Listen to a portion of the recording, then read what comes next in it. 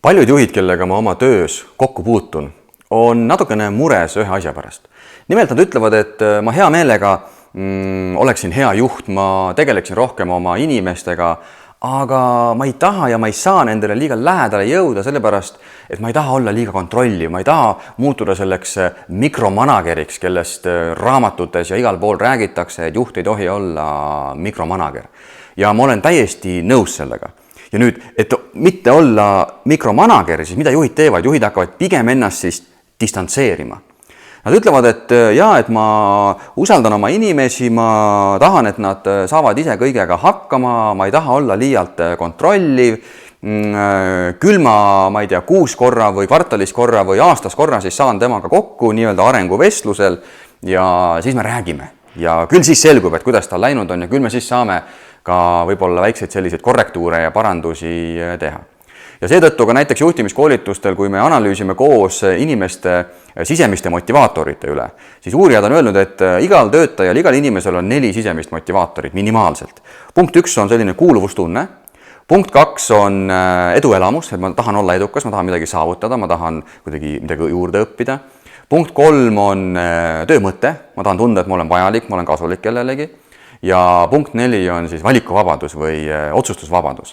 Ja kui ma juhtidelt küsin, et okei, et missuguseid sina teadlikult kasutad, siis üldjuhul number 1, millest rääkima hakatakse, on just nimelt otsustusvabadus. Ehk siis ma lasen inimestel ise otsustada, ma lasen nendel täiskasvanulikult käituda, ma ei topi oma nina nende asjadesse, ma ei uuri, kuidas sul see asi on läinud või kuidas sul selle asjaga läheb, sellepärast, et ma ei taha olla mikromanager.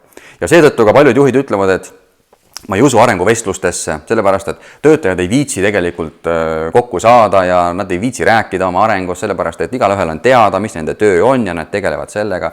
Veel vähem usuvad juhid üks-ühele vestlustesse, et veel mitte aastas korra, kvartalis korra või 6 korra või mõni ütleb, et nädalas korra, sest on eksperte, kes ütlevad, et iga hea juht võiks oma töötajaga vähemalt nädalas korra pooleks tunniks kokku saada ja uurida, kuidas sul läheb. Et miks ma hakkan oma nina toppima inimese asjadesse, et kellelegi see ei meeldi. No, see on natukene teine teema. Täna tahaksin rääkida siis mikromanageerimisest, et mis see siis on ja mis see ei ole, et võtta ära see hirm, et kui sa püüad oma inimestele lähemale jõuda, kui sa püüad nendega rohkem sellist usaldusväärset suhet arendada, et sa ei muutu siis mikromanageriks. Esimene asi, mida siis mikromanageerimisena võib käsitleda, on inimestele kõikide asjade võib-olla ettekirjutamine. Mis tähendab seda, et sa ei lase inimesel ise otsustada, valida näiteks, mis on vaja ära teha, et saavutada see eesmärk. Ehk siis, kui on teada, et töötaja töö on näiteks jõuda punktist A punkti B mingisuguse protsessiga, mingisuguse funktsiooniga, mingisuguse töölõiguga, siis äkki sina ei peaks neid lahendusi talle ette kirjutama, neid tööülesandeid talle ette kirjutama, vaid lase tal endal need pakkuda. Ja seda võib nimetada ka selliseks nagu coachi rolliks, et sa ei pea tema kokku saama, ütlema, et näed, Anne, siin on see asi, mis on meil vaja ära teha ja selle tegemiseks sa pead nagu sellised asjad tegema. Ja Anne siis kuulab ja võib-olla ta mõtleb, et see ei ole üldse nagu kõige parem viis, et mina arvan, et hoopis niimoodi saaks nagu selle asja palju paremini ära teha. Ja nüüd sa annad talle täpselt selle teekonna ette. Nüüd seda võib nimetada mikromanageerimiseks. Mis aga ei ole mikromanageerimine, on see, et sa oled Annega nii lähedastes ja tugevates suhetes, et istute Annega maha nagu partner partneriga ja arutate, et mis mõtted sul on, mis mõtted mul on.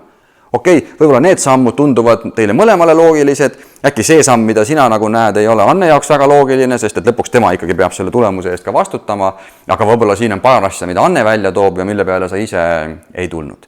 Niisiis, see on juba väga suur erinevus. Üks asi on see, et Anne istub ja kuulab ja sina ütled talle täpselt ette, mis on vaja teha. Teine asi on see, et sa oled Annele lähedal, teil ei ole selliseid kaitsebarjääre, müüre, hirme, vaid te arutate, mis oleks praegu kõige parem asi. Teine asi, mida siis võib nimetada mikromanageerimiseks, on hakata nüüd täpselt kontrollima. Kuidas Anne seda tegi? Kas ta teeb ikka kõiki asju niimoodi, nagu sina oled õigeks pidanud, nagu sina omal ajal võib-olla sama ameti peal tegid või nagu sina usud, et asjad kõige paremini lähevad? Ehk siis see on nüüd see koht, mille kohta paljud töötajad ütlevad, et juht ära tule, ära sega mu tööd. Sest et paljud töötajad on mulle isiklikult öelnud, et meie juht, ta segab, tema kohalolu tegelikult segab, et me teame tegelikult, mis on vaja teha, me oleme meeskonnana täitsa hästi toimiv, ja juhi roll võiks olla selline koordineeriv roll, et tema ülesanne on see, et tagada meeskonnas turvatunne, tagada inimeste vahel head suhted, olla olemas juhul, kui meil on tõesti nõu ja abi või tuge temalt vaja, aga ta ei pea tulema ja kogu aeg nagu näpuga järge ajama, et okei, kas see ikka sai nüüd täpselt nii tehtud ja kas see ikka sai nüüd täpselt naa tehtud. Nüüd, see on kahtlemata mikromanageerimine, kui sa juhina seda teed. Tuled iga päev, okei, kas see on niimoodi, okei, see on niimoodi, okei, kas see sai niimoodi tehtud, okei, kas see sai niimoodi tehtud. Mis aga kindlasti ei ole mikromanageerimine, on see, sõltuvalt siis ametikohast, te kohtute, ma ei tea, 6 korra ja arutate siis Annega, et kuidas läinud on.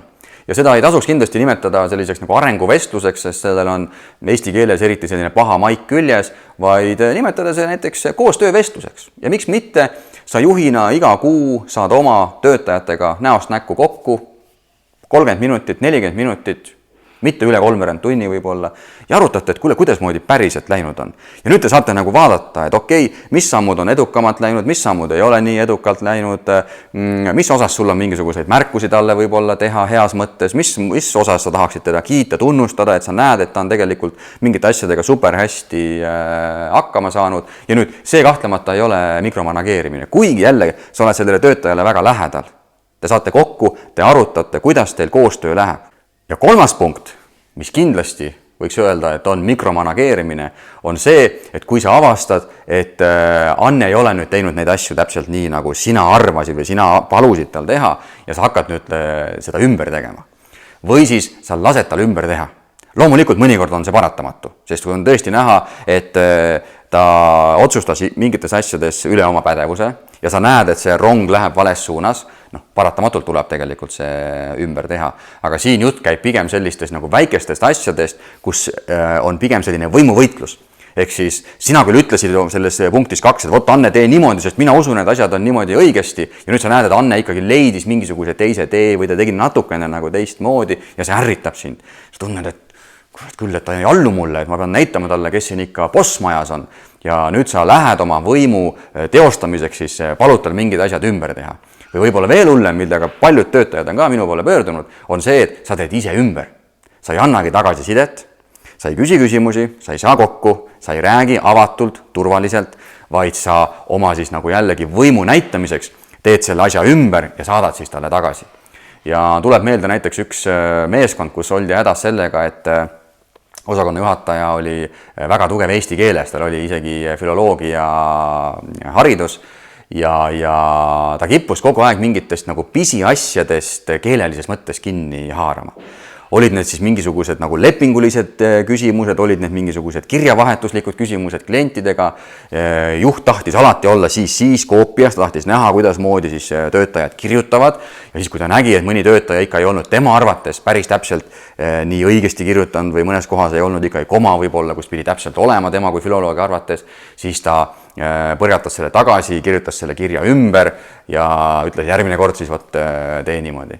Ja mida see teeb, see tekitab inimestes õpitud abitust, sest need töötajad juba ütlesid, et ausalt öeldes, kui ma neid kirju kirjutan või neid vastuseid kirjutan, ma ei viitsigi enam süveneda. Ma kirjutan midagi ära, sest ma tean, et ma pean panema juhi koopiasse ja juht niikuinii midagi seal parandab. Las ta parandab siis, kui tal ei ole muud teha, kui ta võttis meid tööle selleks, et meid kogu aeg parandada, las ta parandab siis. Ma ei hakka oma energiat 2 korda raiskama. Ja vot see on jällegi mikromanageerimine. Mis aga ei ole mikromanageerimine, on jällegi see, et kui on näha, et inimesel on mingisugused nagu tüüpvead, jällegi saada siis koostöövestlustel kokku ja arutada nende üle. Äkki tõepoolest ta näeb asju teistmoodi, äkki tõepoolest ta ei tea, et mingitel asjadel võivad olla ka sellised ohtlikud tagajärjed. Ja jällegi läbi sellise turvalise vestluse, läbi turvalise diskussiooni te arutate ja seejärel sa suunad teda siis võib-olla tulevikus mingeid asju teistmoodi tegema, aga sa ei hoia kogu aeg seda kontrolli peal ja sa kogu aeg ei palu, ei käse tal asju ümber teha ja ei tee jumala eest ise neid asju ümber, tekitades temast tunne, et okei, sa ei saagi oma tööga hakkama.